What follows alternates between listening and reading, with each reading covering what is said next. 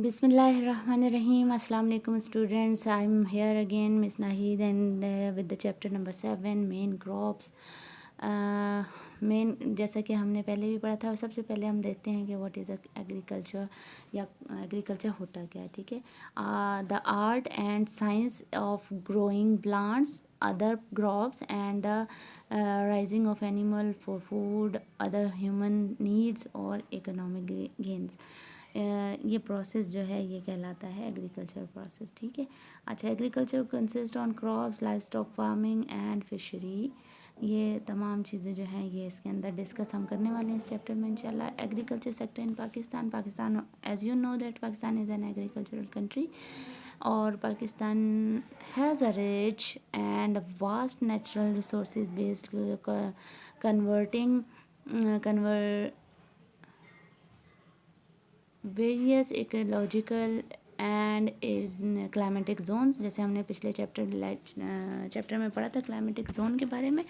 इसी वजह से हमें पता है कि हमें मुख्तलिफ़ किस्म के क्लाइमेटिक जोन्स मौजूद हैं पाकिस्तान में, और यही वजह है कि डिफरेंट टाइप ऑफ फूड हमें मिलता है. पाकिस्तान के अंदर इतना पोटेंशियल है कि वो इन क्लाइमेटिक जोन की वजह से, फेवरेबल वेदर और लैंड की वजह से हम मुख्तलिफ़ किस्म के जो फ्रूट्स एंड वेजिटेबल्स हैं या क्रॉप्स हैं उनको इंजॉय कर सकते हैं. ठीक है.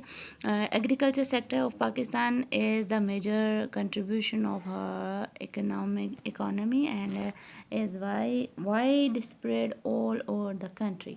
ठीक है. अच्छा, एग्रीकल्चर इन पाकिस्तान इम्पॉर्टेंट क्यों है उसमें देखें. उसकी इम्पोर्टेंस की वजह यह है कि जो तकरीबन 25% पाकिस्तान का टोटल लैंड एरिया है वो अंडर कल्टीवेशन है. इसके अलावा large irrigation system of the world यहाँ पर पाकिस्तान में मौजूद है. Pakistan irrigates 3 times more acres than the Russia, and agriculture accounts for about 24% of to GDP.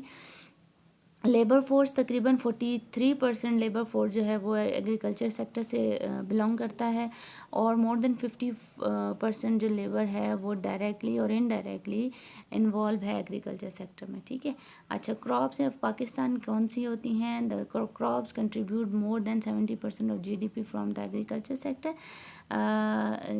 इसमें मुख्तलिफ़ किस्म की जो क्रॉप्स हैं वो मिलती हैं हमें. There are 2 types of crops. Pakistan में 2 तरह की क्रॉप्स होती हैं. ये 2 सीजन्स में इनको कल्टीवेट किया जाता है. ठीक है. अब वो आगे हम डिटेल बताऊंगी मैं आपको. Crops are grown mostly in Punjab and Sindh. आप एज यू नो दैट आपको पता है पाकिस्तान के 2 सूबे जो हैं जहाँ से पानी वाफिर मकदार में मूव होता है. ये दरिया पंजाब से, और फिर दरिया सिंध, सबसे बड़ा जो दरिया है वो सिंध से गुजरता है. इसलिए दोनों कल्टीवेशन के लिए, एग्रीकल्चर के लिए सूटेबल हैं, और दूसरे 2 जो हैं वो मिनरल्स के लिए और जो है वो सूटेबल हैं. ठीक है. More than 50% of the crops production is in Punjab, and growth in cropped area अब तक जो है वो हुई है वो तकरीबन from 11.6 million hectare to 22.6 million acres. ठीक है. अच्छा, टाइप्स ऑफ क्रॉप्स क्या है. रबी क्रॉप्स क्या है. Rabi crops sowing starts from the October to January and harvesting between April to June. ये 6 महीने एक क्रॉप होती है और 6 महीने दूसरी होती है, जिसमें अक्टूबर से लेकर जनवरी तक इनकी ज़मीन को जो है बनाया जाता है, उसको खाद बीज वगैरह दिए जाते हैं, बीज बोए जाते हैं, और फिर ये फसल पक के तैयार होती है अप्रैल से लेकर जून तक. उनमें मुख्तलिफ़ किस्म की जो क्रॉप्स हैं वो शामिल हैं, जैसे वीट है, बेरली है, ग्राम्स हैं, और ऑयल सीड्स हैं, पल्सेस हैं, टोबैकोज etc. ठीक है. इसके अलावा खरीफ की फसल. ठीक है. ये कब से स्टार्ट होती है. April to September and harvested into October to March. ठीक है. बोया जाता है इनको अप्रैल से सितंबर तक, और फिर इनकी कटिंग होती है अक्टूबर से लेकर मार्च तक. ठीक. इसमें कौन कौन सी क्रॉप शामिल है. राइस, कॉटन, मेज, शुगर केन एंड मिल्स. ठीक है. अच्छा, राइस के बारे में आपको, इन वीड्स के बारे में, क्रॉप्स के बारे में आपके बुक में भी काफ़ी डिटेल में मौजूद है, उसको भी आप देख लीजिएगा. ठीक है. और कुछ फैक्ट्स एंड फिगर्स मैं भी यहाँ पे आपको बता रही हूँ. ठीक है. Wheat is the principal food crop, ठीक है, हम मेन क्रॉप है हमारी, ठीक है।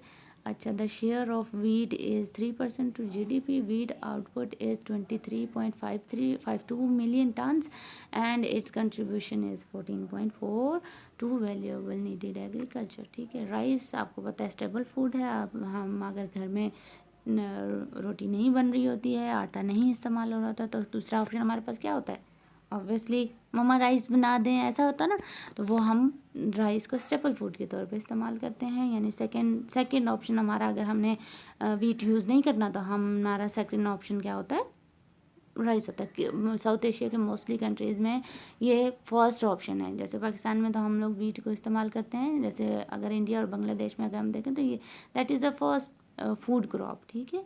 अच्छा, इसके अलावा cotton is a cash crop वो क्रॉप होती हैं जिससे हम अर्निंग ज़्यादा अच्छी अमाउंट हमें मिल सकती है, ठीक है। अच्छा, इसके अलावा जो है शुगर केन जो है पाकिस्तान में काफ़ी मकदार में पाया जाता है और इससे ऑब्वियसली गुड़ और शुगर जो है प्रोड्यूस होता है। 15 पोजीशन है sugar cane in the world, ठीक है। और इसका बुक में आपको प्रोसीजर भी बताया हुआ है, ठीक है। उस प्रोसीजर को आपने याद करना है अच्छे से। जब आपकी बुक में पिक्चर भी है और पिक्चर से आपको अच्छे तरीके से आ जाएगा समझ के, हम जो ये गन्ना है शुगर केन, इसको तोड़ते हैं, फिर इसको स्क्वीज़ करते हैं, फिर इसको एक बड़े से बॉयलर में बॉयल करते हैं। सारा पानी जो इसके अंदर जो होता है लिक्विड वो ड्राई हो जाता है और पीछे क्रिस्टल शेप की जो है वो शुगर रह जाती है, जिसको फिर बाद में शुगर और गुड़ को फॉर्म करने के लिए इस्तेमाल किया जाता है। एक रियल पिक्चर आपको दिखाई हुई है और एक आपको प्रोसेस की पिक्चर दिखाई हुई है। दोनों में एक ही काम दिखाया जा रहा है कि किस तरह से ये शुगर केन से शुगर बनाई जा रही है, ठीक है। अच्छा, लाइफ स्टॉक जो है वो किस तरह से, इसके अलावा बुक में आपके पास कुछ और क्रॉप्स हैं, उनके बारे में भी है, वो भी आप पढ़ लीजिएगा। ग्रेन्स हैं, पल्सेस जिसमें दालें वगैरह हैं वो शामिल हैं। मेज़ आपको मिला है जिसको कॉर्न बोलते हैं, पॉपकॉर्न खाते हो ना आप, वो वाला कॉर्न है, ठीक है। इसके अलावा बाजरा, ज्वार, उसका बारे में लिखा हुआ है, ठीक है। पंजाब और सिंध में मेनली इसको ग्रो किया जाता है। ऑयल सीड्स के बारे में, मुख्तलिफ़ किस्म के जो कुकिंग ऑयल हम यूज़ करते हैं वो मुख्तलिफ़ किस्म के प्लांट्स के सीड से हमें मिलता है, वो भी उसकी भी कल्टीवेशन की जाती है। और फ्रूट्स भी मुख्तलिफ़ किस्म के हम इंजॉय करते हैं और उसको भी फार्म्स में और फील्ड्स में क्रॉप किया जाता है। इसके अलावा लाइफ स्टॉक जो है वो किस तरह से किसी भी इकोनॉमी को मदद देता है, बिल्कुल ये यूँ समझ लें कि एग्रीकल्चर के साथ जुड़ा हुआ है। लाइफ स्टॉक जो है वो एनिमल्स की प्रोडक्शन को कहा जाता है। एनिमल्स मुख्तलिफ़ किस्म की जो हम उसकी जो खालें हैं या उसके बाल वगैरह हैं वो हम मुख्तलिफ़ किस्म की इंडस्ट्रीज़ के लिए as a raw material use करते हैं। लाइफ स्टॉक जो है वो जनरली रेज किया जाता है प्रॉफिट के लिए। इससे अर्निंग काफ़ी होती है। कारपेट्स और कालीन वगैरह हम बनाते हैं और इंडस्ट्रीज़ को रॉ मटेरियल भी प्रोवाइड करते हैं, ठीक है। इस तरह लाइफ स्टॉक जो है वो हमारे लिए इंडस्ट्री पॉइंट ऑफ व्यू से बहुत ज़्यादा फ़ायदेमंद होता है। इसके अलावा हमें डेयरी प्रोडक्ट्स जो हैं वो भी लाइफ स्टॉक से मिल रही होती हैं, ठीक है। जिसमें दूध है, इसके अलावा मुर्गियाँ अगर हैं तो अंडे हैं, चिकन है, मीट है, ये तमाम चीज़ें भी हमें, बटर, घी वगैरह ये भी हमें इसी लाइफ स्टॉक से मिल रहा होता है। मुख्तलिफ़ किस्म की जो यूँ समझ लें कि बाई प्रोडक्ट्स हैं वो इसमें से हम हासिल कर सकते हैं, ठीक है। थर्ड लार्जेस्ट जो कंट्री है पाकिस्तान का लाइफ स्टॉक के मामले में, पाकिस्तान में मवेशियों को पाला जाता है बड़ी तादाद में, ठीक है। अच्छा, इसके अलावा कुछ फिक्स एंड फिगर्स हैं जो कि पाकिस्तान लाइफ स्टॉक की वजह से हम अचीव करते हैं। मुख्तलिफ़ किस्म की जो एग्स हैं और उसकी जो स्किन है एनिमल्स की, मिल्क है, बीफ है, मटन है, चिकन है, उनको इस्तेमाल करते हैं। तो किस किस क्वांटिटी में वो आप इसको देख लीजिएगा, ठीक है। अच्छा, देखें चिकन का भी आपको यहाँ पर दिया हुआ है। इसके अलावा मीट इंडस्ट्री जो है वो भी, ये मीट जो है बाहर भी भेजा जाता है। जानवरों का जो गोश्त है वो बाहर मुल्क में भी भेजा जाता है ताकि दूसरे लोग जहाँ जानवर अवेलेबल नहीं होते वहाँ पर वो इस्तेमाल करते हैं, ठीक है जी। अच्छा, डेयरी प्रोडक्ट, वही बात बोल रही हूँ कि डेयरी सेक्टर जो है दूध, दही, मक्खन, घी वगैरह जो है वो हम इससे हासिल करते हैं और उसको भी इस्तेमाल करते हैं। तो ये बहुत ज़्यादा यूँ समझ लेंगे एग्रीकल्चर से जुड़ा हुआ एक और फैक्टर मौजूद है। फिशरी इन पाकिस्तान जो है, फ़िशेज़ मुख्तलिफ़ किस्म की, आपको पता है दरियाई मछलियाँ भी मौजूद हैं, और हमारे पास अरेबियन सी भी है, तो समंदरी मछली भी हमारे पास मौजूद है। तो और इसके अलावा बहुत सारी जगहों पर अभी जो गवर्नमेंट ने इसमें इंटरेस्ट लिया है और बहुत सारे फ़िश फार्म्स जो हैं वो बनाए हैं और फार्मिंग की जा रही है। जैसे चिकन की फार्मिंग की जाती है, फ़िश मुर्गियों की उनको पाला जाता है, या गाय बकरियों को पाला जाता है, उसी तरह फ़िश फार्मिंग भी की जा रही है। ठीक है, Pakistan have a coastal line, वही जो मैं बता रही हूँ कोस्टल लाइन है, जिसकी वजह से फ़िशेज़ जो हैं हमें बड़ी तादाद में मिलती हैं और इसको हम बाहर भी एक्सपोर्ट करते हैं। टाइप्स हैं कुछ फ़िशेज़ की। ठीक है, इम्पोर्टेंस ऑफ एग्रीकल्चर जो है वो क्या है, एग्रीकल्चर की जो इन पाकिस्तान में, वो मैं साथ साथ पहले बता चुकी हूँ, उसको आप पढ़ लीजिएगा। ठीक है, टाइम मेरे पास ज़रा शॉर्ट है।